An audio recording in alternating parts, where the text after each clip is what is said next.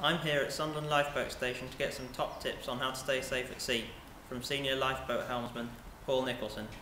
So Paul, can you give us a rundown of the safety tips people should remember when they're at sea? The RNLI offers 5 primary sea safety tips to people taking vessels out to sea, which will not only help themselves to stay safe and look after themselves, but also should they get into difficulty, it'll allow them to do so in an effective way. The first is to ensure that they are wearing a suitable life jacket, a suitably sized life jacket for themselves, and make sure that they do wear it at all times on board the boat.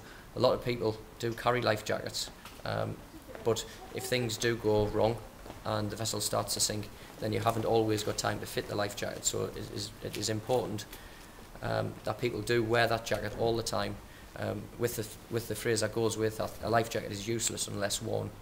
Should you end up in the water, the life jacket will offer the primary role of keeping you afloat, but also it'll aid rescuers locate you with the reflective strips, etc., that it's fitted with. Check your fuel lines, but also check the volume of fuel and the quality of the fuel which is on board.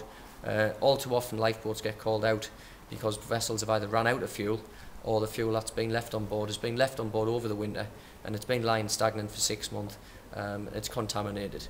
So we'd like everybody who are taking boats out to sea to do the quick check, like you do in your car, is just to make sure that the fuel on board, there's enough fuel there, plus a little bit extra to go to where you're going and wanting to get back, but also that this fuel hasn't been lying around and hasn't been contaminated over the winter.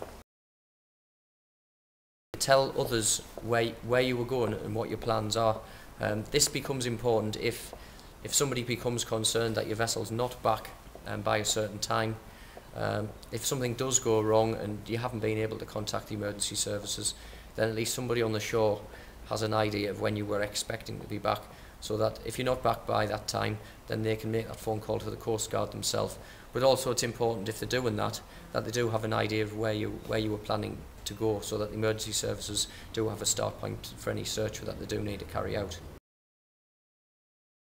The fourth tip is to ensure that you do carry a means of calling for help. The preferred method is to carry a VHF radio, a marine radio, which will allow you not only to notify the Coast Guard that you're in difficulties, but this will also broadcast that message to all of the vessels in the area who may be closer to providing you assistance.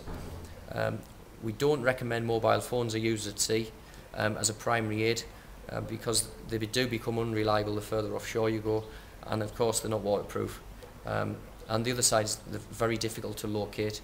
A VHF radio can be located via lifeboats and helicopters to aid with the search should you become lost in fog, etc. The last but not least, the fifth tip the RNLI offer is to keep an eye on the weather.